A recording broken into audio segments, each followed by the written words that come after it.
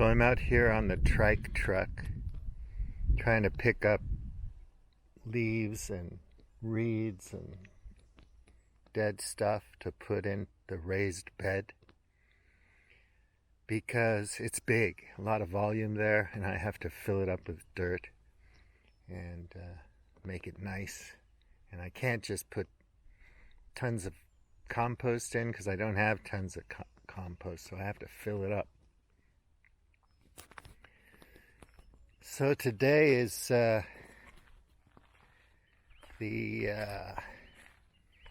Evian Accord Day.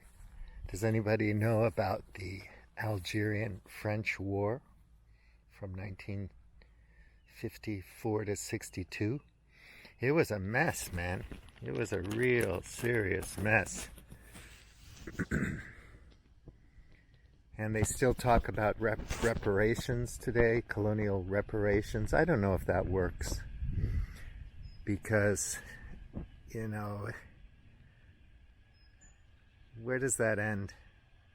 Roman conquest, reparations, Ottoman.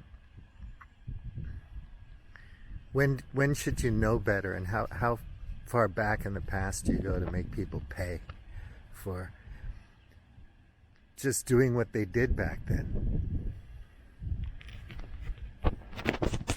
If you're postmodernist, then gee, you know, it's all systemic and we owe a debt.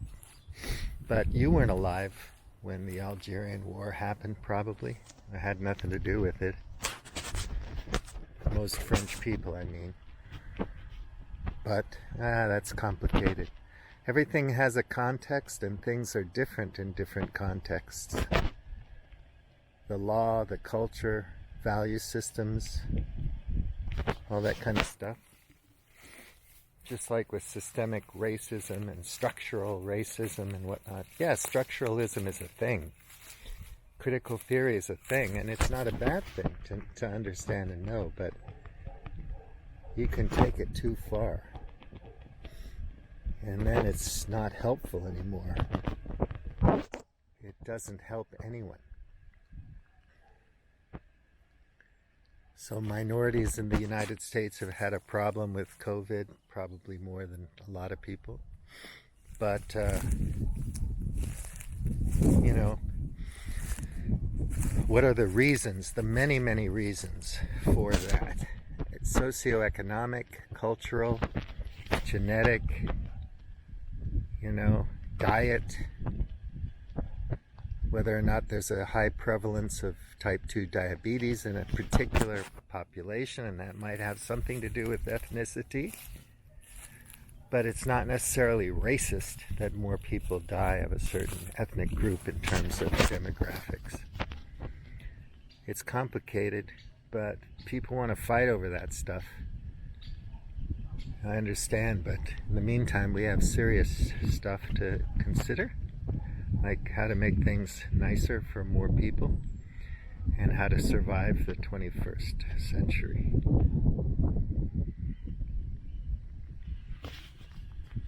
Yeah, so there's some good stuff down here, but difficult to gather. So I'm going to go look around until I find something a little bit easier to pick up. So I'm always dreaming, and there's all these old agricultural buildings around here.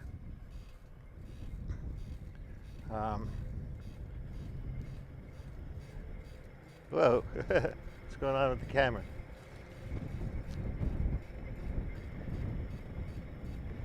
And I keep thinking they would be really cool if you turn it into a video studio, film studio, digital film, and just turn this region into like a film production hub. Have some post-production places and some, you know, sound stages. When this thing kicks in, it kicks in, man. I'm still not used to it. It always feels unstable because I'm used to riding a bicycle, so trikes are weird, but it's useful for certain things.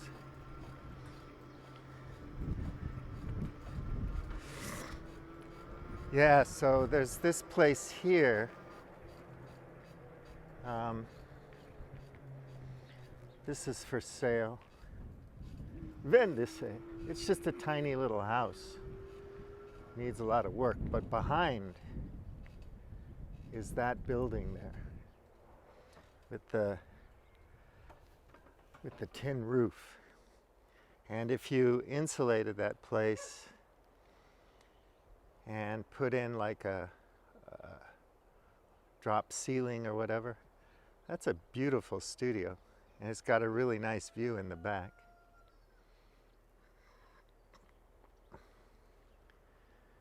So something like that could be something like that. Look at that view. So this is like the leaf jackpot, because there's a little ditch here, and so there's a bunch of leaves just caught up in the ditch and some sticks and stuff. So it's very easy to pick up, and I can fill up my bin very, very quickly here. It's sweet. Just go out, gather some leaves. That's what you do, Sometimes must be nice. Could be on a private jet drinking champagne with the Tinder swindler. But no, I'm out here among the trees. So I got a whole mess of leaves and sticks and rotted composted dirt.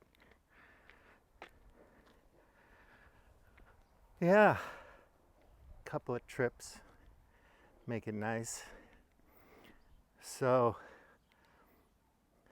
yeah, I saw this article about a hydrogen fuel cell that takes carbon out of the atmosphere. It's one of those, another 5 years, $5 million kind of research projects. But maybe it's real, I don't know. In physics.org. And the thing you have to be careful about is,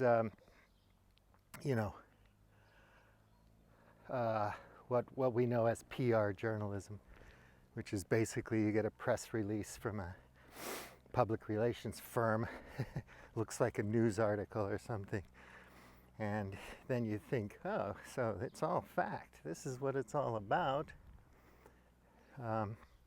And maybe it's just PR, help gin up some more funding. But wouldn't that be nice if we could transition to a hydrogen energy economy, and if it worked and it was inexpensive, because if you can't make somebody rich off of whatever it is, it's not going to get done.